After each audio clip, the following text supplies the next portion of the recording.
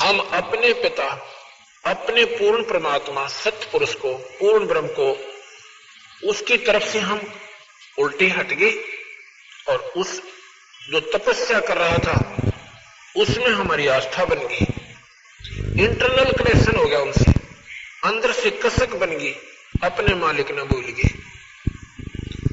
आकाशवाणी हुई थी कि नादानो, इसकी नादानी को मत देखो, ये अच्छी क्रिया नहीं है जो ये कर रहा है। पर हमारे मन में जैसे बच्चा हो ना, वो जहां आसक्त हो गया, होए गाते सारा परिवार उसको मना करो, वो मानता नहीं। ऐसे हम इंटरनल कनेक्शन उसमें कर बैठे, ऊपर से ऐसे बैठे रहे। लेकिन पूर्ण ब्रह्म परमात्मा जानी जान थी, हमारी हृदय की भावना जानते थे। उन्होंने क्या किया, जब 70 युग तप किया, उसने मांगा कि क्या चाहता है बोलो, तो निरंजन कहने लगा मुझे जीव दे दो भगवान, मेरा अकेले का मन नहीं लगता।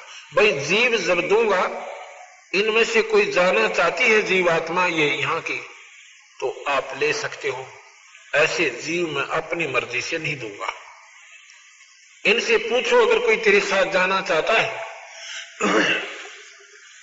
तो हम तो सारे तैयार बैठे थे, क्योंकि उसके ऊपर आसक्त हो गए थे।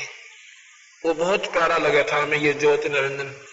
क्यों इसने वो तेरे की 70 युग तप किया, एक टांग को खड़ा होके, और फिर 70 युग तप किया, ओहो ये तो बहुत कमाल कर दिया।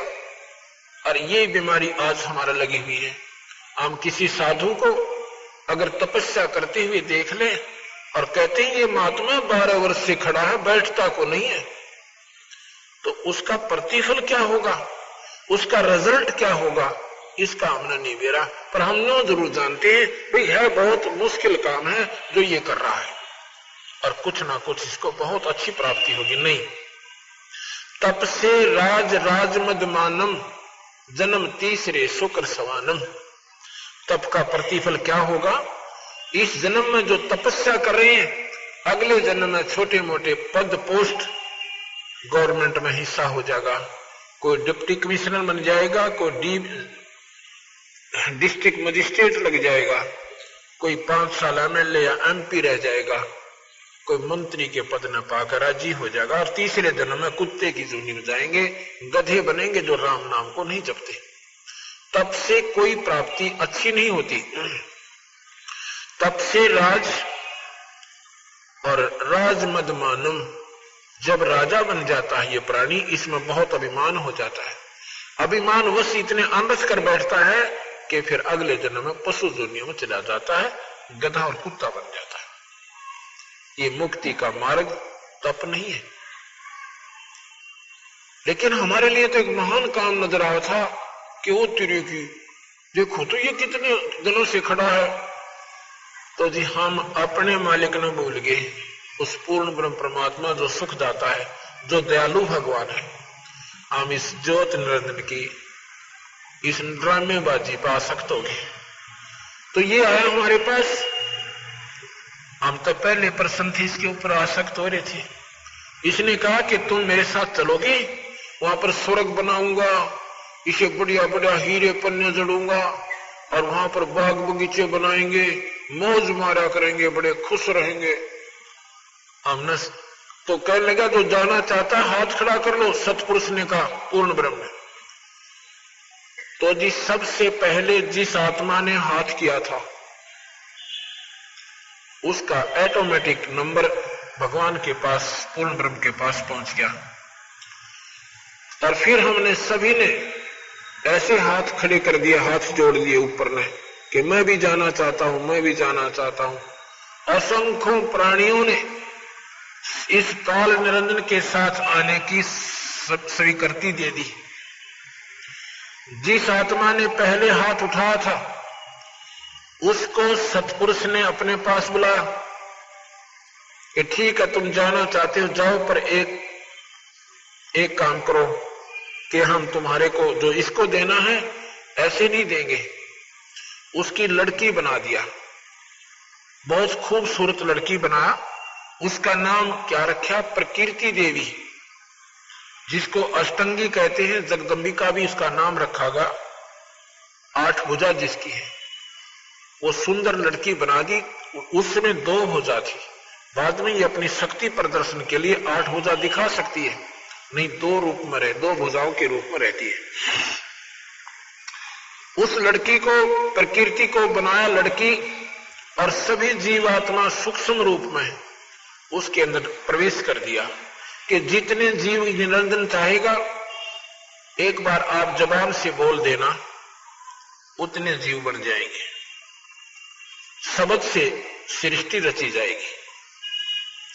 और जाओ निरंजन के पास, क्योंकि तुम निरंजन के अपनी सहमति से जा रहे हो, पर एक ध्यान करना, हम सभी आत्माओं को भगवान ने, सतपुरुष ने यह कहा था कि तुम ये सतनाम मत भूलना और ये सारनाम याद रखना। यदि तुम्हें वहां कोई आपत्ति हो, इस सतनाम और सारनाम का एक बार सिमरण करना हृदय से कसक के साथ, फिर मैं तुम्हें वापस ले आऊंगा। तो हमने सोचा बहुत अच्छा हो गया कि सतनाम और सारनाम है, याद रख लेंगे। वो और नाम है, ये सतनाम और सारनाम ऐसे नहीं, वो नाम न्यारे हैं, ये तो उनका एक वैसे प्रतीक बताता हूं। तो जी वो लड़की जो है इस काल निरंजन के पास, इसका नाम बाद में काल पड़ा, पहले ज्योत निरंजन था। ज्योत निरंजन के पास, ब्रह्म के पास वो लड़की लाकर छोड़ दी और कहा कि निरंजन, जितने जीव तू कहेगा, ये लड़की एक बार मुंह से बोलेगी, उतने जीव बन जाएंगे। ऐसा कहकर के उसको लड़की दे दी गई। अकेली लड़की को पाकर इस ज्योत निरंजन के मन में एक विशेष विकार उत्पन्न हो गया। वो कामातुर हो गया और अपने आव भाव को बदलकर बुरी नजर से उस लड़की को देखने लगा। उसकी गंदी गतिविधि को देखकर माई ने कहा, इस लड़की ने कहा कि निरंजन, मेरे पास सब शक्ति है, जितने जीव तो कहेगा मैं बना दूंगी, पर यह गंदी सृष्टि शुरू मत कर। पर नहीं माना, एक भी नहीं सुनी। इतना कामवश हो गया कि उस लड़की को जबरदस्ती करना चाहा। वो लड़की भी तो उसी बाप की बेटी थी, सूक्ष्म शरीर बनाया और उसके पेट में समा गई। वहां से पुकार की कि पिताजी, इस निरंजन ने मेरे साथ ऐसे ऐसे दुर्व्यवहार किया, मैंने अपनी इज्जत की रक्षा के लिए इसके पेट में शरण पाई है, मेरी रक्षा करो। अब कबीर साहब कहने लगे, यानी सतपुरुष कहने लगे, देखा ना, ये कर दिए ड्रामे शुरू। उसने अपने पुत्र सहजदास से कहा कि जाओ उसके पेट से लड़की को निकाल दो और इस लड़की को इसको देकर 21 ब्रह्मांड समेत सतलोक से नीचे पटक दो। इस काल, इसका आज के बाद इसका नाम काल होगा। 1 लाख जीव रोज खाएगा, 1.25 लाख पैदा करेगा। ये ऐसी गलती का परिणाम इसको भोगना पड़ा और हम अपने पिता ने छोड़कर, अपने मालिक ने छोड़कर इस नकली पति के अंदर आस्था कर ली। अपने पति को भूल के, उस सतपुरुष पूर्ण ब्रह्म को भूलकर हम इस नकली पति में आसक्त हो गए और इस नकली पति ने फिर हमारे गिला के बनाई। 21 ब्रह्मांड समेत वहां से निकाल दिया और श्राप लग गया 1 लाख जीव रोज खाने का और 1.25 लाख उत्पन्न करने का। आज से तेरा नाम काल होगा। इस काल की 1000 भुजा है। 21 ब्रह्मांड को लेकर ये बहुत दूर आ गया और साथ में लड़की उसके पेट से निकाल कर दे दी, क्योंकि वो वचनबद्ध होकर दी थी और साथ में उसकी मर्जी से वो आई थी। अब उस माई ने फिर विनय की, निरंजन, मेरे पास सब शक्ति है, जितने जीव तू कहेगा मैं बना दूंगी, यह गंदी सृष्टि शुरू मत कर। पर नहीं माना। जबरदस्ती शादी की और 3 बच्चे उत्पन्न हुए। बड़े का नाम ब्रह्मा रखा, दूसरे का विष्णु रक्षा और तीसरे का शंकर भगवान। इन तीनों को ड्यूटी दे दी। जब ये सियाने हो गए और स्वयं अंतर्ध्यान हो गया और माई से कहा, आज के बाद मैं किसी को दर्शन नहीं दूंगा, मैं ऐसे लोक में रहूंगा, ना ब्रह्मा आ सकेगा, ना विष्णु आ सकता, ना शिव आ सकता, ना कोई साधक वहां आ सकता, मैं उस ऐसे लोक में रहूंगा। और तू ऐसे करना, माई से कहा। किसको? इस जगदम्बिका को, प्रकृति देवी को, कि जब ये बच्चे सियाने हो जाएं, इनको सागर मंथन पर भेज देना, जो जो वस्तु निकले इनको एक एक बांट देना। जब ये बच्चे सियाने हुए, इनको सागर मंथन पर भेजा। सागर मंथन में पहले चारों वेद निकले, वेद ब्रह्मा ने लिए और उसने इनको पढ़ा, पढ़कर पाया कि इसमें भगवान और है, हमारा पिता कोई और है। तो माई ने कहा, माई से पूछा करते थे कि माँ हमारा पिता कौन है? माई कहती थी, बेटा मैं ही तुम्हारा पिता हूं, मैं ही तुम्हारी मां हूं। क्यों कहती थी ऐसे? क्योंकि उसने प्रण कर लिया था निरंजन ने, आज के बाद मैं किसी को दर्शन नहीं दूंगा। अगर मां कह देती कि तुम्हारा पिता ऐसे ऐसे वहां रहता है और बच्चे कहते हम तो पिता के पास जाएंगे, और बच्चे जिद ला लेते, तो मां कहां ले जाती? ना वहां माई जा सकती, ना ब्रह्मा विष्णु महेश जा सकते। इसलिए मां ने झूठ बोल दिया कि बेटा तुम्हारा कोई पिता कोई नहीं, तुम्हारा पिता नहीं है, मैं तुम्हारी मां हूं, मैं तुम्हारा पिता हूं। जब वेद पढ़े ब्रह्मा ने, उसमें पाया कि सृष्टि का एक और मालिक है, 21 ब्रह्मांड का कोई और मालिक है जिसका नाम ब्रह्म है। उसकी साधना पाने की क्या है कि योग समाधि है, ध्यान लगाएंगे और पिता के दर्शन कर लेंगे। तो ब्रह्मा बोला, मां आप झूठ बोलती हो।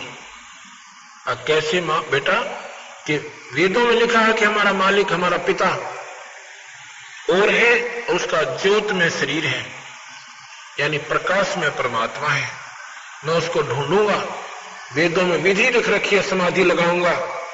माई कहने लगी, बेटा समाधि लिख रखी है पर पावक होना। शेरा वाली कहती है ब्रह्मा के पुत्र ये तुझे मिलेगा नहीं। अग्नि मां तू फिर झूठ बोलती है। ब्रह्मा ने 4 युग तक समाधि लगाई और निरंजन के दर्शन नहीं हुए, ब्रह्म के दर्शन नहीं हुए। आखिर में आकाशवाणी हुई निरंजन की कि सृष्टि क्यों नहीं रची जा रही।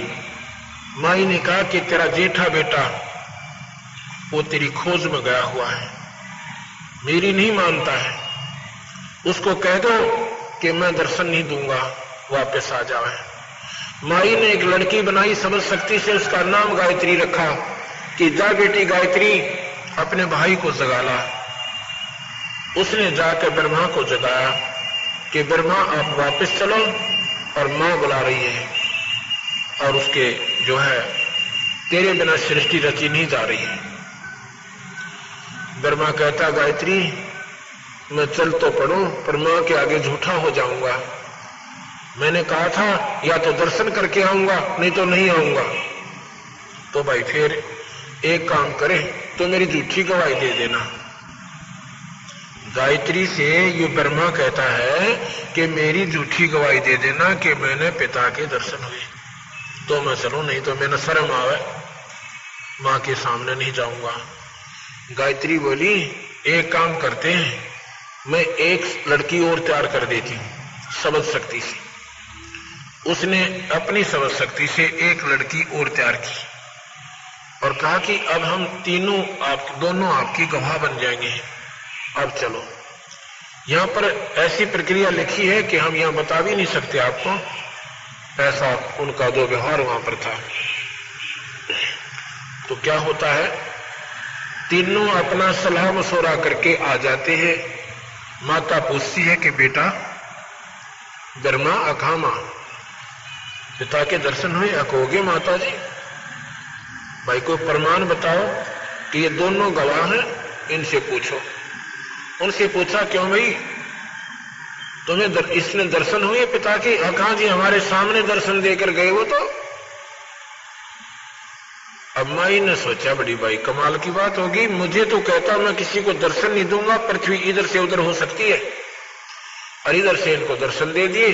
तो वो माई अक्षुब्ध होकर, निरंजन से नाराज होकर अपने पति थे और एक तरफ बैठ जाती है, कहती संभाल तेरे डमडमे ने, मुझे कहता है दर्शन नहीं दूंगा, इनको तूने दर्शन दे दिए।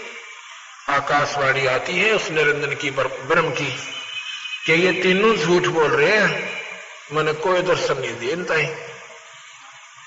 आकाशवाणी जब हुई तो माई आई करड़ी हो गए और गुस्से में आकर कहती कि नादानो तुम झूठ बोलता है ब्रह्मा, मेरे को आकाशवाणी हुई तुम्हारे पिता की कि मैंने दर्शन नहीं दिए, ये झूठ बोलते। फिर वो सहम गए, घबरा गए, अगे तो थारी पोल पाट गई, हंसने लग गए, कहने लगे मां मैंने तो नो सोची थी कि मां का आगे नो का नो जाऊंगा, मैंने शर्म लगेगी, और मैं तो झूठ बोल दी थी, तीनों ने हमने मिलकर झूठ बोल दी थी। तो ब्रह्मा को श्राप दे दिया माता ने, इस शेरा वाली ने, प्रकृति देवी ने, कि तेरी जग में पूजा नहीं होगी, और तेरे जो विद्वान होंगे ना, तेरे अनुयायी जो ज्ञानी पुरुष बन जाएंगे, वो तेरे जैसे डोंगी और पाखंडी होंगे, दुनिया ने ठगा करेंगे, झूठ निरी बोला करेंगे, सच्चाई नहीं बताया करेंगे और गुमराह कर देंगे सभी को। ब्रह्मा बेहोश हो जाता है ये बात सुनकर। गायत्री को श्राप दे दिया कि तू गौ बनेगी, और उसको पूपवती थी दूसरी लड़की, उसको श्राप दे दिया कि तू गंदी जड़ी बूटी होगी, गंदगी में रहा करेगी, तूने झूठ बोला, ऐसे ऐसे गलत काम भी किए। जब ये तीनों को श्राप दे चुकी तो आकाशवाणी हुई उस काल निरंजन की कि प्रकृति तेने श्राप नहीं देना चाहिए था, अब मैं तुझे श्राप देता हूं कि तू पार्वती तो द्रौपदी बनेगी द्वापर युग में, और तेरे 5 पति होंगे। अब माई कहती है कि निरंजन कितने नाच नचाले, तेरे वश होगी, अपनी गलती से मर गई मैं तेरे ऊपर और फंस गई तेरे चुकर नाच नचाले। ठीक है, एक तरफ तो कहता है कि सृष्टि चलाओ, इन बच्चों को डराऊं धमकाऊं नहीं तो यहां कैसे सृष्टि चलेगी, ऊपर से मेरे को श्राप दे रहा है, ठीक है मैं तेरे वश हूं, कुछ भी कर ले। तो वही ये शेरा वाली पार्वती बनकर आई थी, ना पार्वती के क्षमा करना, ये द्रौपदी का उसी का अवतार थी। अब क्या होता है, दूसरी बार फिर सागर मंथन करवाया, जब बच्चे सियाने हो गए, बड़े बड़े हो गए। दूसरी बार जब सागर मंथन हुआ तो 3 लड़कियां निकली सागर मंथन में। बड़ी का नाम सावित्री रखा, ब्रह्मा से ब्याह दी। दूसरी का नाम लक्ष्मी रखा, विष्णु से ब्याह दी। और तीसरी का नाम उमा रखा, जो शिव से शंकर जी आकर शादी कर दी। और यहां से ये काल निरंजन की सृष्टि शुरू होती है। अक्षर पुरुष एक पेड़ है, निरंजन वा की डार, ये तीनों देवा शाखा है भाई, पात्रो संसार। ध्यान से सुनना इस दोहे को। अक्षर पुरुष है पर ब्रह्म, और निरंजन है ब्रह्म, और तीनों देवा फिर शाखा है, ये पात्रो। अक्षर पुरुष एक पेड़ है, यानी पर ब्रह्म एक पेड़ है, और ब्रह्म उसकी डार, डार माने मोटी डारी। एक तो तना जो नीचे निकले जमीन से ऊपर, उसको तो समझो पर ब्रह्म, उसका मोटा डाला लगा हुआ, मोटी मोटी तना है, वो डार है, उसको समझो यो निरंजन। और उस मोटी डार का फिर 3 शाखा है, ये ब्रह्मा विष्णु में। लेकिन जो जड़ रूट है, नीचे जो रूट रहेगी ना जड़, वो पूर्ण ब्रह्म है। अब यहां ध्यान से सुनना, इस एक दोहे से, इस एक ही दोहे में सारी सृष्टि को महाराज ने बता दिया परब्रह्म एक पेड़ है और ब्रह्म बाकी डार और ब्रह्मा विष्णु शाखा है, ये पात रूप संसार, ये समझ लो इसको। और रूट कौन है? वो पूर्ण ब्रह्म है, जहां से सारी सृष्टि निकल कर आई है। अब यहां पर आपको मैं कबीर साहब की वाणी सुनाता हूं और इससे आपको ज्ञान होगा। ये जो कथा मैंने आपको बताई है, इसको कथा मत समझना, ये सच्चाई से परिपूर्ण समझना। धर्मदास जी को कबीर साहब बताते हैं, धर्मदास ये जग बोराना, कोई न जाने पद निर्वाणा, यही कारण मैं कथा पसारा, जग से कहिए एक राम नियारा। आप ये 5-6 दिन सत्संग अवश्य सुनना, इसमें आपको परमात्मा की परिभाषा आज तक आपने नहीं सुनी होगी, वो सुनाई जाएगी और तभी आप परमात्मा की तरफ एक विशेष रुचि बनाओगे कि भगवान है क्या, परमात्मा कहते किसे है। यही कारण मैं कथा पसारा, जग से कहिए एक राम नियारा। राम क्या चीज है? उसे गॉड कहो, राम कहो, अल्लाह कहो, खुदा कहो, रब कहो, ये भाषा भिन्न शब्द है, शक्ति एक ही है। राम शब्द एक शक्ति बोधक शब्द है। जैसे साहेब कहते हैं, जैसे ऐसा तो साहेब है, और भाई जैसे मंत्री साहब, मुख्यमंत्री साहब, प्रधानमंत्री साहब, साहेब शब्द एक शक्ति बोधक शब्द है और जिसमें जितनी शक्ति है उतना ही वो साहेब है। ये राम शब्द समझो, 3 लोक के राम हैं, ब्रह्मा विष्णु महेश, यानी 3 लोक के साहेब हैं, ये 3 लोक के राम हैं, इससे ज्यादा शक्ति नहीं है। जैसे मंत्री जो है अपने विभाग में वो फुलफलेज होता है, लेकिन वो पूर्ण शक्ति युक्त नहीं है। डीएम डिस्ट्रिक्ट मजिस्ट्रेट, जिसको डिप्टी कमिश्नर भी कहते हैं, वो भी शक्ति युक्त है, वो भी साहेब है, पर अपने डिस्ट्रिक्ट लेवल तक ही साहेब है। इसीलिए राम शब्द है। 3 लोक के राम है ब्रह्मा विष्णु महेश, 21 ब्रह्मांड का राम है काल निरंजन, ये यहां का मालिक है 21 ब्रह्मांड का, और 7 शंख ब्रह्मांड का मालिक है परब्रह्म। वो परब्रह्म जो राम है वो 7 शंख ब्रह्मांड का, अनंत करोड़ ब्रह्मांड का, अनंत करोड़ ब्रह्मांड का ओवरऑल कंट्रोलर जो राम है वो पूर्ण ब्रह्म है। उसको सतपुरुष राम कहते हैं, उसको सत साहेब कहते हैं। जैसे प्रधानमंत्री ओवरऑल कंट्रोलर, ओवरऑल साहेब है, सबके ऊपर साहेब है। मंत्री अपने राज्य में साहेब है, मुख्यमंत्री अपने राज्य में साहेब है, चीफ मिनिस्टर जो होते हैं।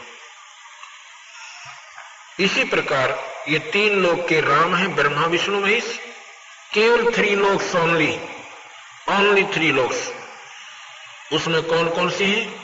ये मृत्यु लोक, स्वर्ग लोक और पाताल लोक, और लोक और भी बहुत हैं। उनका मालिक कौन है? वो परब्रह्म यानी ये ब्रह्म है। और इन सब के ऊपर 21 ब्रह्मांड और सब 7 शंख ब्रह्मांड के ऊपर जो परमात्मा है वो राम है, वो कबीर, वो पूर्ण परमात्मा है। और उस पूर्ण परमात्मा के अवतार कबीर भगवान आए हैं। जैसे विष्णु जी के अवतार राम और कृष्ण आए हैं, ऐसे ही पूर्ण परमात्मा सतपुरुष के अवतार कबीर साहब और गरीबदास जी आए हैं।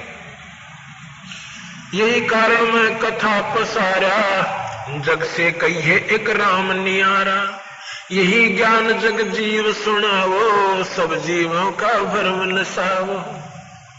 धर्मदास ये कथा सबको सुनाना, इसमें मत समझना कि कबीर साहब ने मन ग्रंथ बना रखी होगी, या देवी भागवत सुनाऊंगा आपने, एक तीसरा सेकंड ओनली, और साथ में आपको ये गीता जी सुनाऊंगा, या गीता जी भी बताओगी आपको कि यह सृष्टि ऐसे ही रची थी। ये ब्रह्मा, ये निरंजन कौन है? ये ब्रह्मा विष्णु महेश का पिता है। और फिर इस गीता जी में लिखा है कि उस भगवान का ध्यान जब अर्जुन कृष्ण जी कहते हैं उस भगवान का ध्यान धर भाई जिससे फिर तेरा जन्म मरण कोई न हो। वो भगवान कौन है? वो गीता जी में बताऊंगा। वो सतपुरुष पूर्ण परमात्मा की तरफ ये काल निरंजन इशारा करता है। गीता भगवान कृष्ण ने नहीं बोला था। ये बातें जो मैं कह रहा हूं एक बार आपके हृदय में स्ट्राइक करेंगी कि अच्छा सर परमात्मा है। यू पहली बार सुना। कृष्ण जी ने गीता ना बोली। कृष्ण जी ने गीता नहीं कहा। कृष्ण जी के शरीर में ये गुप्त शक्ति काल निरंजन प्रवेश किया। 1000 भुजा का भगवान, 21 ब्रह्मांड का मालिक, और भगवान कृष्ण के इस शरीर में प्रवेश करके बॉडी में उसने अपनी ब्रह्म का श्रेष्ठ ज्ञान गीता जी के रूप में हमें दे दिया। गीता जी 1 नंबर शास्त्र है इस ब्रह्मांड का। इससे उत्तम शास्त्र नहीं है भक्ति के मार्ग का। बाकी ज्ञान जानकारी पुराणों में भी ठीक है, वो केवल नॉलेज है, वो ज्ञान है। इसमें वो ज्ञान है जो भक्ति की तरफ प्रेरणा करता है। किस भक्ति की? ब्रह्म तक की। इसमें ओम मंत्र है। ओम मंत्र ब्रह्म की उपासना है। हमने परब्रह्म भी छोड़ना है और वापस पूर्ण ब्रह्म के पास जाना जहां पहले रहती थी। ब्रह्म की साधना से आपको स्वर्ग नरक 84 लाख दुनिया, स्वर्ग नरक 84 लाख दुनिया ये आपकी नहीं मिट सकती। लेकिन पूर्ण ब्रह्म की साधना से आपका जन्म मरण नहीं होगा। इस स्वर्ग से भी उत्तम स्थान आपको मिलेगा। यही कारण, यही ज्ञान जग जीव सुनावो, सब जीवों का भरम नसावो।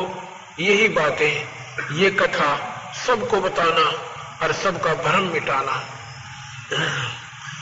अब मैं तुमसे कहूं चिताई, तेरे देवन की उत्पत्ति वाई। अब मैं धर्मदास तुझे बताता हूं, ध्यान से सुनना। क्या? इन तीनों देवताओं की उत्पत्ति कैसे ये पैदा हुई। कुछ संक्षेप कहूं गौराई, सब संशय तुमरे मिट जाई। भरम गए जग वेद पुराना, आज राम का मर्म न जाना। ये भोली भारी आत्मा वेदों और पुराणों में उलझ गई। उस आदि राम का, उस परमात्मा का किसी ने भेद नहीं जाना। सतपुरुष का भेद किसी ने बेरा नहीं पाटा, ज्ञान नहीं हुआ। राम राम सब ज्ञानी सुने सो हृदय लाई, मूर्ख सुने तो गम नहीं आई। जो विचारवान पुरुष होंगे, जो बहन भाई, जब हमारा सत्संग सुनो एकदम निरपेक्ष हो जाना, इष्टवादी मत बनना। इष्टवादी बनकर सुनोगे तो ये बात आपको खटकती रहेंगी और ज्यादा खटक जाएंगी। आप एकदम बिल्कुल साफ कोरे कागज बन जाना थोड़ी देर के लिए और फिर ये ध्यान से सुनना। क्या कहते हैं? ज्ञानी सुने तो हृदय लगाई, मूर्ख सुने तो गम नहीं पाई। जो विचारवान बहन भाई होंगे इनको पुनर्विचार करेंगे और गहराई से सोचेंगे। ये शास्त्र हमारे पास रखे, इनको फिर पढ़ोगे। ये शास्त्र किसी जाति मजहब के नहीं है, नहीं, ये उस समय लिखे गए थे जब कोई जाति थी। ये मजहब नहीं थे। जातियां वर्णाधार पर थी, कर्म आधार पर थी। अब तो हमने परंपरा बना दी। जो चाम का काम नहीं करते उनको भी चमार कह रहे हैं। अब चरमकार कौन होते हैं? जो चाम का काम करे, वो किसी जाति के भी। तो उस जब ये लिखे गए थे ना कोई हिंदू था, ना मुसलमान था, और ना ही कोई सिख या ईसाई था। ये मानव मात्र के यानी बहुत पुरातन शास्त्र हैं आत्म कल्याण के लिए। जब हम इन शास्त्रों को देखते कहते थे हिंदुओं के हैं, हिंदू भी ना थे उस समय। महाभारत में आपने सुना हिंदू कहीं? महाभारत में हिंदू नाम भी नहीं था, ना मुसलमान था, ना कोई और था। उस समय के ये शास्त्र लिखे हुए, ये निरपेक्ष शास्त्र है। ये बिल्कुल सही शास्त्र है। इनका लेखक एक है, वेद व्यास जी। 4 वेद और गीता जी, 18 पुराण, ये सभी, और सुख सागर, महाभारत, इन सब का राइटर एक है। कोई ने सोचा दूसरे राइटर ने गलत लिख दी होगी, इनका राइटर भी एक ही है। जिसने पुनर्स्थापित की। गीता जी को भी उसने वेद व्यास ने लिखा है। तो अब ये सोचना पड़ेगा आपने दोबारा। ज्ञानी सुने सो हृदय लगाई, मूर्ख सुने सो गम नहीं पाई। तो नादान आत्मा होंगी उठकर चली जाएंगी, ऐसा महात्मा है। कहता है कृष्ण जियों से भी ऊपर कोई शक्ति है? कृष्ण जी तो बहुत निम्न सत्र के भगवान है, सबसे छोटी इकाई के ईश्वर है। आप ध्यान से सुनना, और गीता जी आपको प्रमाण देगी इस बात का। मां अष्टंगी पिता निरंजन, ये जम दारुण बंसन अंजन। पहले कीन निरंजन राई, पीछे से माया उपजाई। उस पूर्ण परमात्मा ने पहले निरंजन की उत्पत्ति की, ब्रह्म की, और पश्चात यह माया बनाई, यानी असेरा वाली ये प्रकृति बनाई। माया रूप देख अति शोभा, देव निरंजन तन मन लोभा। इस माई का सुंदर रूप देख के इस काल निरंजन के मन में नीचता आ गई, इसका तन मन उसकी तरफ आकर्षित हो गया। मां अष्टंगी पिता निरंजन, ये जमदारुण वंशन अंजन। पहले कीन निरंजन राई, पीछे से माया उपजाई। माया रूप देख अति शोभा, देव निरंजन तन मन लोभा। कामदेव धर्मराय सताए, देवी को तुरंत धर खाए। पेट से देवी करे पुकारी, हे साहेब मुझे ले वो उभारी। धर्मराय की ने भोग बिलासा, माया को रही तब आशा। 3 पुत्र अष्टंगी जाए, ब्रह्मा विष्णु शिव नाम धराए। 3 पुत्र अष्टंगी, अष्टांगी ये शेरा वाली ने पैदा किए। 3 पुत्र अष्टंगी जाए मंत्र से है, वो किलियम जाप है। पार्वती को भगवान शिव ने यही नाम दिए थे, जो 5 नाम मैं अभी आपको बताता हूँ, और इनसे नाम से मुक्ति होगी।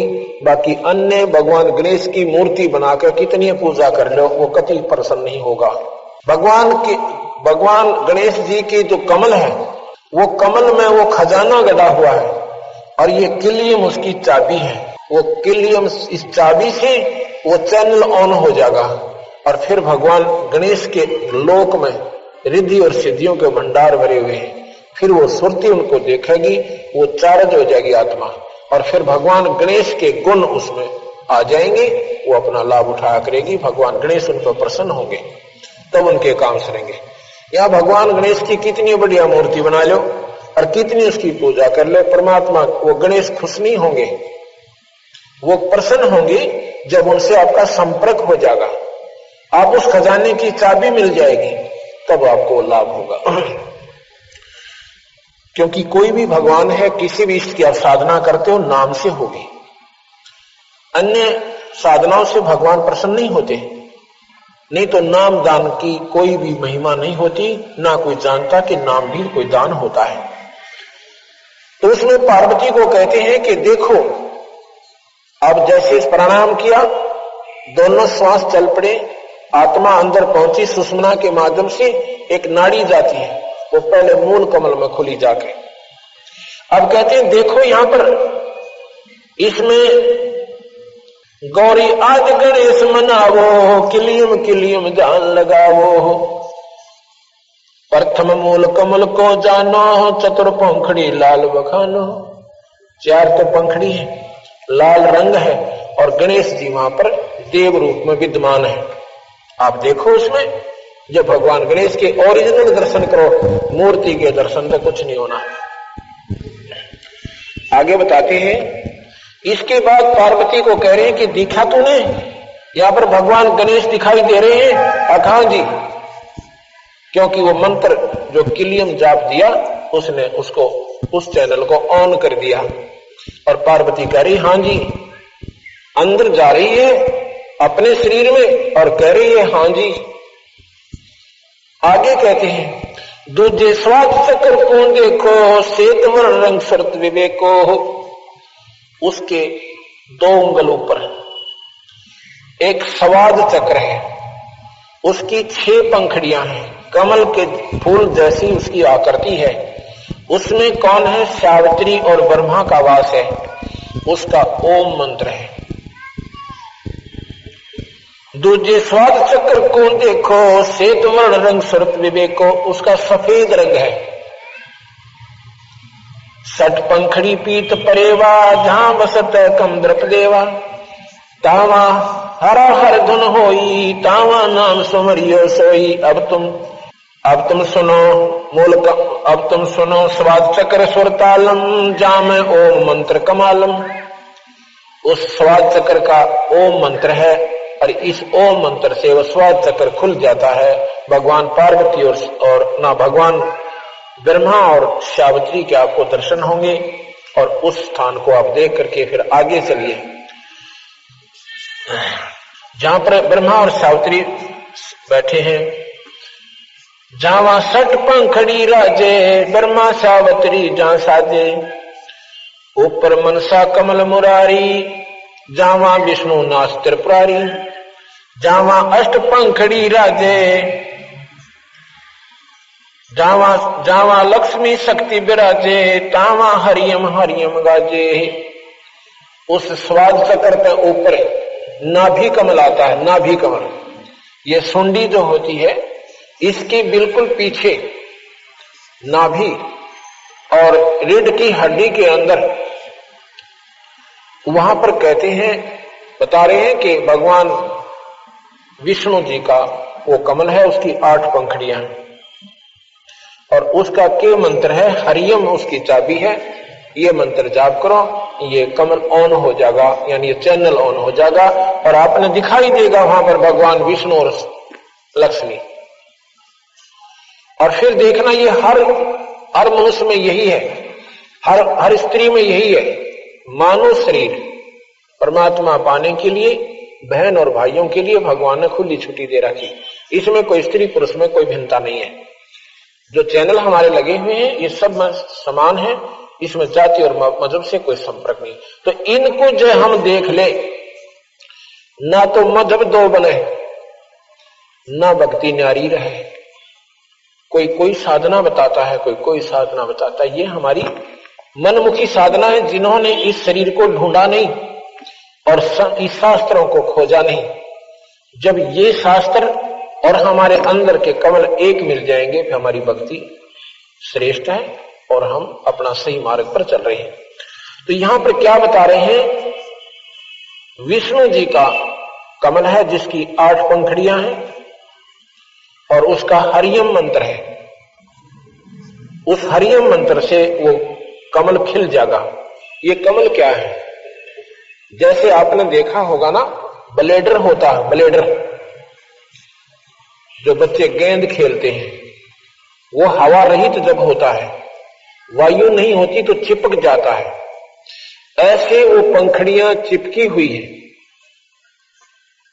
ये जिनकी भक्ति नहीं बनी हुई, ये पंखड़ियां हर कमल की ऐसे बुसी पड़ी हैं, ऐसे चिपकी हुई है। इस नाम के जापते उनमें हवा भरी जाती है। अधिक नाम जाप करना पड़ेगा तो वो धीरे धीरे धीरे धीरे ऐसे खिल जाएंगी और बिल्कुल ऐसे कमल बन जाएगा। जब वो खिल जाएंगे तो उनके बीच में एक बहुत टिकारी सी होती है, एक सुई की नोक टिक ऐसी एक रोशनी सी निकलेगी। फिर ये आत्मा रोशनी को जल्दी कैच करती है, उस रोशनी के ऊपर इतनी ध्यान देती है कि एकदम दूरबीन सी बन जाती है और उस कमल के अंदर हो रही सब प्रक्रिया उस हंस को सामने दिखाई देती है। उस लोक में भगवान विष्णु दिखेंगे और साथ में लक्ष्मी मां दिखेगी और फिर आपको उस नाम की कमाई से वो कमल खिल जाएगा और आपके भगवान विष्णु की प्राप्ति होगी। ऐसे तुम स्थान उस लोक में स्थायी स्थान पाओगे। उसके बाद क्या बताते हैं कि यहां हृदय कमल है। ये दोनों सतनों के जो निशान हैं इनके पैरेलल आ जाइए यहां और बिल्कुल बैकबोन के पीछे, वहां पर हृदय कमल है। ये दिल नहीं, एक कमल है न्यारा, हृदय माने बीच में, मध्य। उसमें 12 पंखड़ी का एक अंतड़ियों की बनी हुई कमल के फूल की आकृति है, उसकी 12 पंखड़ियां यानी पतियां हैं और उसमें सोहम मंत्र है उसका। उस सोहम नाम से वो खिल जाता है और खुल जाता है, चैनल ऑन हो जाता है। भगवान शिव के लोक की पार्वती और शिव आपने दिखाई देंगे और फिर आपकी भक्ति उस लोक की प्रफुल्लित हो जाएगी। ऊपर अब सुनो, हृदय कमल कमालम झामा द्वादश दल का ख्यालम।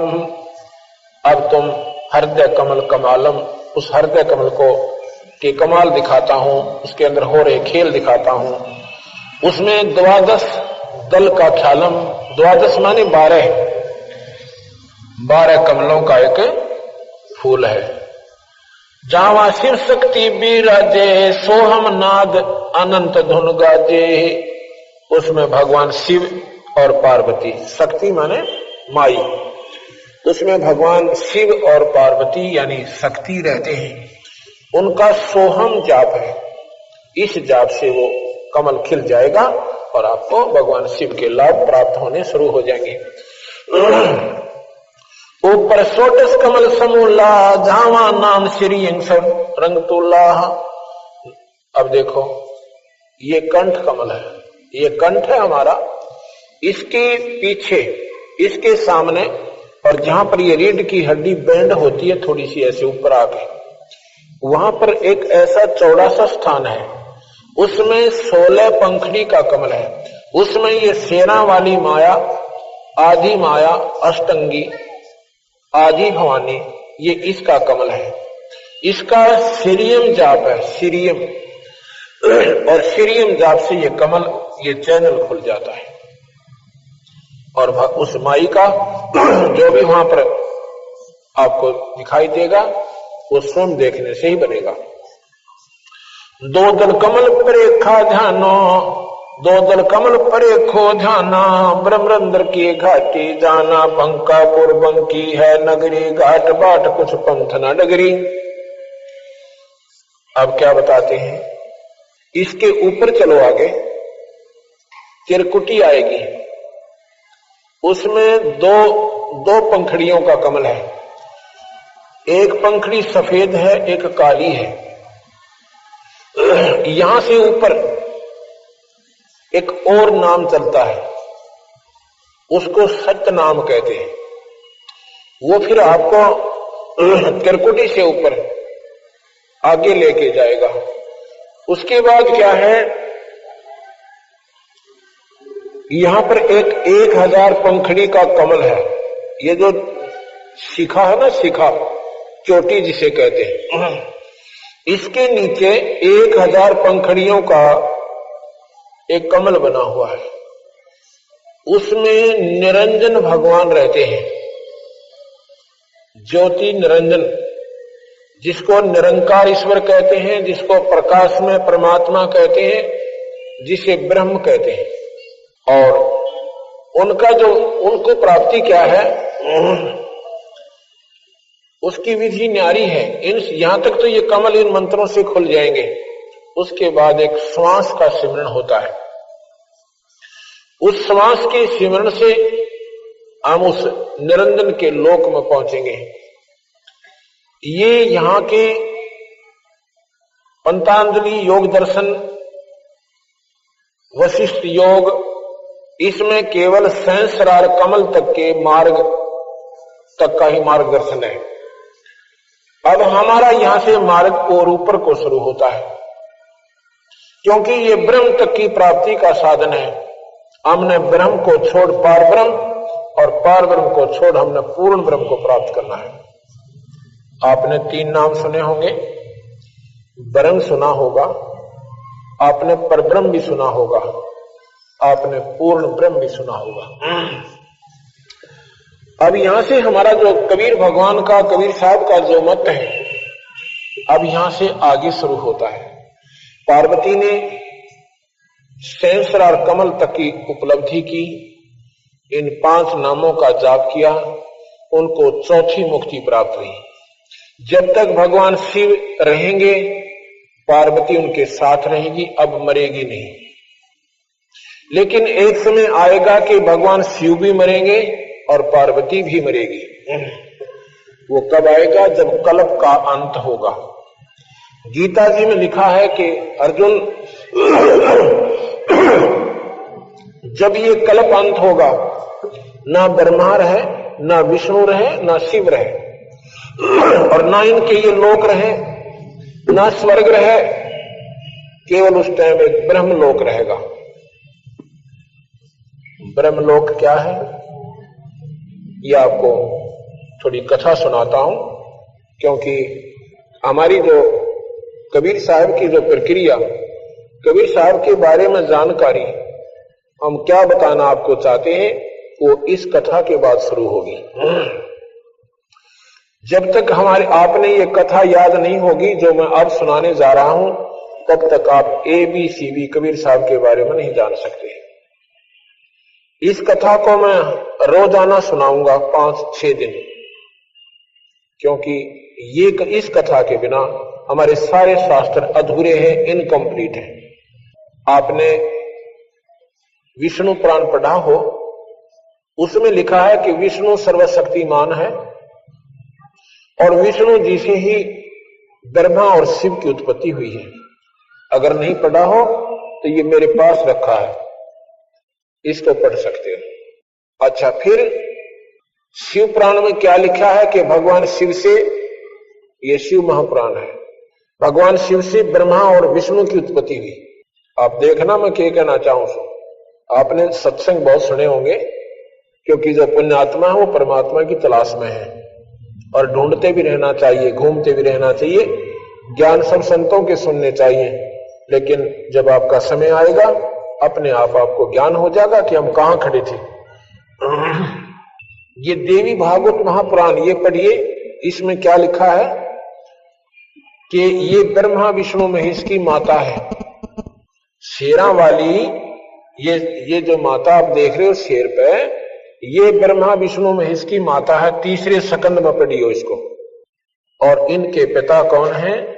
ज्योत निरंजन सनातन भगवान, और यह इनकी मां से तीनवा की, ब्रह्मा विष्णु महेश की ये माता है। और इनके पिता कौन है? ज्योत स्वरूपी निरंजन ब्रह्म सनातन भगवान। गीता जी के 5वें अध्याय के, गीता जी के 14वें अध्याय का 3, 4, 5 श्लोक पढ़िए। उसमें यही निरंजन भगवान कहता है, ब्रह्म कहता है, भगवान कृष्ण के शरीर में प्रवेश करके 1000 भुजा का भगवान है वो काल निरंजन, उसको काल निरंजन भी कहते हैं। तो वो कहता है कि प्रकृति तो मेरी पत्नी है। प्रकृति कौन? ये शेरा वाली। और ये सब संसार इसी से उत्पन्न होता है। आगे कहते हैं कि ब्रह्मा विष्णु महेश ये प्रकृति से उत्पन्न हुए, इस शेरा वाली से उत्पन्न हुए। 14वें अध्याय का 3, 4 और 5वां श्लोक आप पढ़ सकते हैं। अब मैं क्या बताना चाहूं तो इन सारे शास्त्रों को सुचारू करेंगे कबीर साहब के ज्ञान से। आपने ब्रह्म सुना, परब्रह्म सुना और पूर्ण ब्रह्म सुना, लेकिन इसका भेद नहीं पाया। हम किसी विद्वान पुरुष से पूछते थे कि ब्रह्म और परब्रह्म में क्या अंतर है, वो कहते थे वही ब्रह्म है वही परब्रह्म है। ऐसा नहीं है। दादा और परदादा, एक तो फादर, एक ग्रैंड फादर, और एक ग्रैंड फादर का भी फादर, उसको परदादा कहते हैं। एक तो दादा ग्रैंड फादर, और ग्रैंड फादर का भी पिताजी, उसको परदादा कहते हैं हम। परदादा यानी दादा से भी बड़ा।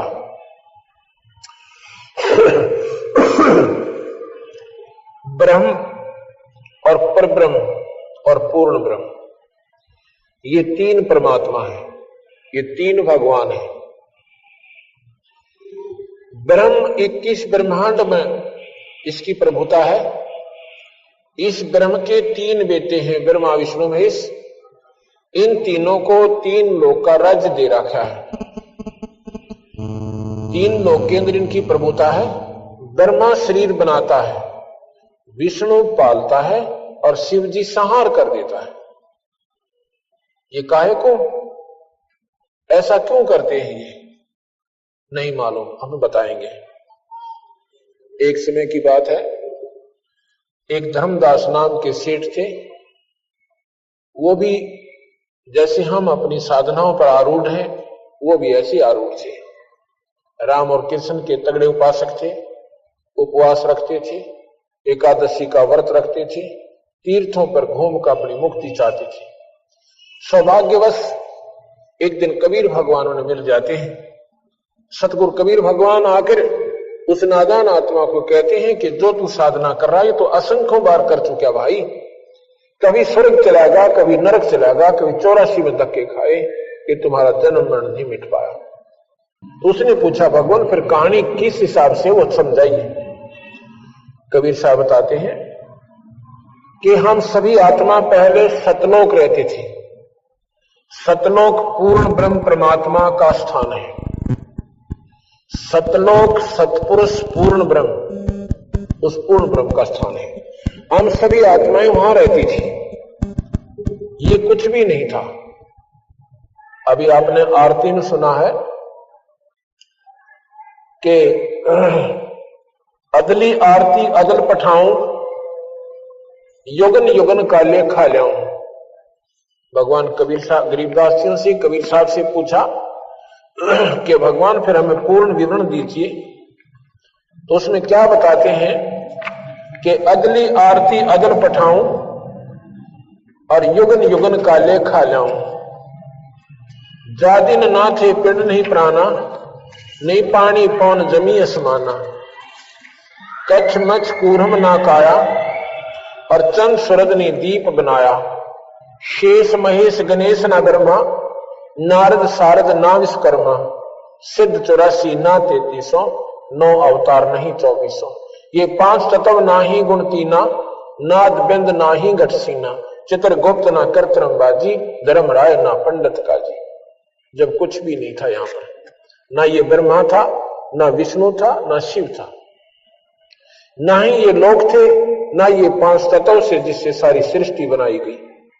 तो उसमें क्या था, जादिन ढूंढूंकार अनंत युग बीते, ढूंढूंकार अनंत युग बीते, अनंत युग ढूंढूंकार में चले गए। जादिन कागज कहो किन जीते। तो भगवान से पूछा कबीर साहब से, तो आप कहां थे उस समय? जादिन थे हम तगत खवासा, जब यहां पर कुछ भी नहीं था और ढूंढूंकार था, अंधेरा था। तो आप कहां थे? जादिन थे हम तगत खवासा, तन के पाती सेवक दासा। संख युगन पर लो परवाना, हम सतपुरुष के संग रहाना। दास गरीब कबीर का चेहरा, और सतलोक हमारा अमरापुर डेरा। हम सतलोक में रहते थे। हम सभी आत्मा जितने भी यहां पर 21 ब्रह्मांड में कष्ट पा रही हैं, कोई गधा बना हुआ है, कोई कुत्ते और कुतिया बनी हुई है, कोई गंदी नाली के कीड़े बने हुए हैं, या हम मनुष्य शरीर में आए हुए हैं। ये उन्हीं 84 लाख दुनियाओं के प्राणियों में से हम बाहर आए हैं, और हमें एक शुभ अवसर मिला है कि हम अपना उस आत्म कल्याण कर सकते हैं। जब हम वहां थे, सतलोक में थे ये सभी के सभी। यहां पर ये लोक नहीं था, और ना ही ये अन्य कंस्ट्रक्शन थी, ये चांद और सितारे भी नहीं थे, ये ग्रह भी नहीं थे। तो यहां कैसे आगे हम? ये बात सुनने की है, ध्यान से सुनना। प्रथम बार जो प्राणी सुनेगा उसको महसूस होगा कि ये बनावटी सी बात से है, ये तो बात जस्ती को नहीं। और अगर आप ध्यान से सुनोगे, ये लगातार सुनते रहना हमारे सत्संग को, अंत में आप ये कहोगे ये 100 की 100 सत्य है, क्योंकि इन शास्त्रों से भी आपको मिला कर देंगे। हमने एक पुस्तक छापी बनाई है, पहले हमने छापी थी यथार्थ भक्ति संदेश प्रथम भाग, अब छापा है यथार्थ भक्ति संदेश दूसरा भाग। अब दूसरे भाग को भी आप पढ़ कर देखिएगा। हम पहले सभी सतलोक में रहते थे, वहां पर अपना जन्म मरण नहीं था। अब देखो यहां पर हम चाहे कितने दुखी हो जाएं और कितना हमें कष्ट आ जाए, हम फिर भी मृत्यु नहीं चाहते। कोई नहीं चाहता मरना।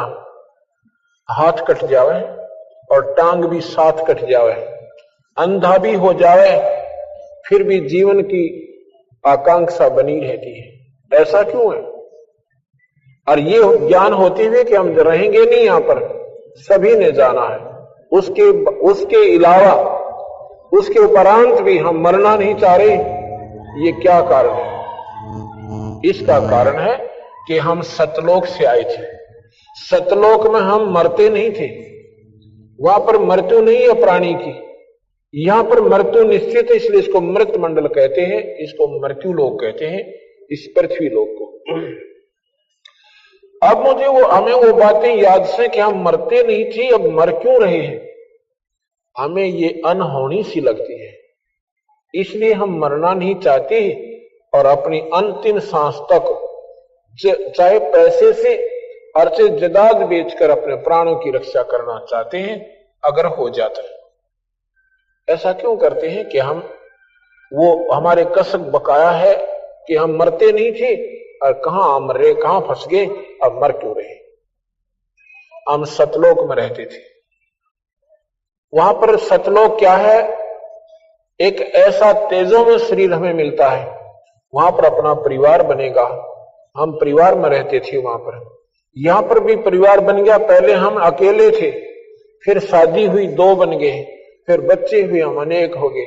अब इन बच्चों में और पोते और पोतियों में, देवते देवतियों में हमारा कितना प्यार और कितना उनमें लगाव बन गया। और ना मेरा 1 मिनट के बाद यहाँ के बिजली पड़ जा। आपने सुना होगा इसमें गुजरात के अंदर हम विचार नहीं करते हैं, हम इतनी गहराई तक जा नहीं पाते जितना हमने जाना चाहिए था।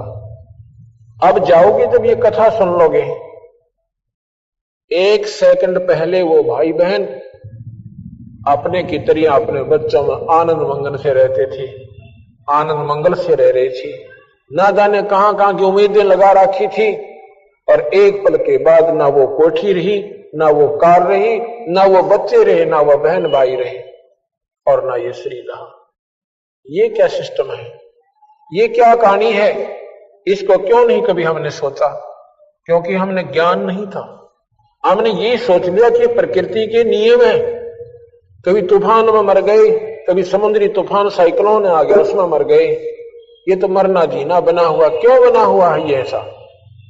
ये क्या काहे का जीवन हमारा, जब 1 सेकंड का भरोसा नहीं हमारे साथ क्या बन जाए और क्या कहानी में बीत जाए। इसके लिए कबीर भगवान का ज्ञान हमें सुनना पड़ेगा। क्या होता है कि हम पहले सभी सतलोक रहते थे, सभी जीवात्मा सतलोक में रहती थी, आनंद से रहते थे, हमारे बच्चे थे।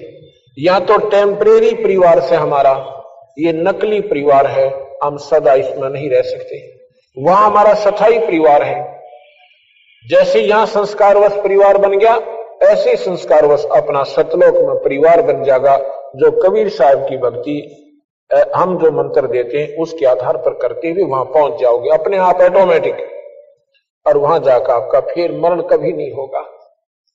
और वहां पर तेज पुंज के सब भोजन होते हैं, अमृत आहार है वहां पे। जैसे यहां पर 5 तत्व से फल बने, इससे आम भी 5 तत्व से बने और केले भी 5 तत्व से बने। इनका न्यारी न्यारी वैरायटी बन गई, स्वाद न्यारे न्यारे बन गए। ऐसे ही वहां पर तेज पुंज के बहुत सुंदर आहार है। वहां जो आनंद है यहां तो पासंग भी को ना, यहां तो कुछ भी नहीं है। तो यहां कैसे आए? सतलोक में सतपुरुष परमात्मा है, उसे पूर्ण ब्रह्म कहते हैं। सतपुरुष ने सतलोक की सृष्टि बनाई, वहां की न्यारे न्यारे लोक और द्वीप बना दिए। वहां पर बहुत सुंदर न्यारे न्यारे द्वीप बने। ये नकल है सारी, 21 ब्रह्मांड जो है सतलोक में बनी हुई वस्तुओं की नकल है, पर ये 5 तत्वों से बनाई गई। एक तो सोने से बने और एक बने मिट्टी से। इतना अंतर समझ लीजिए, ये 5 तत्व मिट्टी है और सतलोक सोना है। सभी हम सतलोक में रहते थे। वहां पर इस पार ब्रह्म को, पार अचिंत नाम के एक पुत्र को, जो सतपुरुष का पुत्र है, उसको कहा गया कि आप यहां के ये कंस्ट्रक्शन करो सतलोक की। उस अचिंत ने अपनी शब्द शक्ति से इस पार ब्रह्म की उत्पत्ति की, जिसे अक्षर पुरुष कहते हैं। उसने अपना सहयोगी बना दिया कि अब तू इसकी कंस्ट्रक्शन कर, यहां की सतलोक की। पारब्रह्म जो है वहां पर अमृत सरोवर है। अमृत सरोवर में जाकर और आनंद से लेट जाता है, निंद्रा आ जाती है। और काफी वर्षों तक सृष्टि वहां लोक नहीं रचे जा रहे हैं सतलोक के। तो पता चला, सतपुरुष ने कहा कि वो चिंत खड़ा हो, आवाज नहीं सुनी। उसमें एक अमृत तत्व से एक अंडा बनाया, उस अंडे को उस अमृत सरोवर में डाल दिया। बहुत बड़ा अंडा, एग। और जब वो अमृत में उस सरोवर में जा रहा है गड़गड़ गड़गड़ करता हुआ, तो पार ब्रह्म की आंखें खुल जाती हैं, निंद्रा भंग हो जाती है। जब निंद्रा भंग होती है, इंसान एक कोपित नजर से देखता है। जो कच्ची नींद उठ जाते हैं, कच्ची निद्रा भंग होती है तो कुछ क्रोध से सा होता है। उस कोप से उसने दृष्टि से देखा, किसने? पारब्रह्म ने। तो उस अंडे को देखा तो वो फूट जाता है, अंडा दो भाग हो जाता है। उसमें से इस ब्रह्म की उत्पत्ति हुई।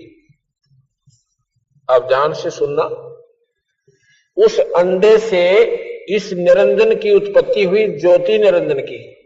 ज्योति निरंजन कहो, इसे ब्रह्म कहो। तो जब ये अंडा फट गया, उसमें वो निकला, आकाशवाणी हुई सतपुरुष की। उन्होंने कहा कि तुम दोनों बाहर आओ। परब्रह्म से कहा कि तेरी ड्यूटी लगाई थी कि तूने यहां सृष्टि रचनी थी, यहाँ की कंस्ट्रक्शन करनी थी, और तू निंद्रा में था, इसलिए हमने तेरे को जगाने के लिए ये अंडा छोड़ा था। अब तेरी दृष्टि से ये फूट जाने से इसमें से ज्योति निरंजन निकला। अब उन तीनों को अचिंत, पारब्रह्म और ब्रह्म, ब्रह्म कहो, ज्योति निरंजन कहो, इसे काल भगवान कहो, और परब्रह्म, ये तीनों एक लोक में रहने लगे। कुछ दिनों के बाद इस ज्योति निरंजन के मन में आता है कि ये स्थान हमारे लिए बहुत कम है। बाकी 16 भाई हैं, वो तो न्यारे नारी रह रहे हैं और हम एक लोक में रह रहे हैं। तो इसके मन में के खरपतवार हो गया कि मैं अपना न्यारा राज रचूं, और राज पाने के लिए तप करना होता है। 70 युग तक इस काल भगवान ने, ज्योति निरंजन ने, इस ब्रह्म ने 70 युग तक उस पूर्ण ब्रह्म परमात्मा का आसरा तकिया और तप किया।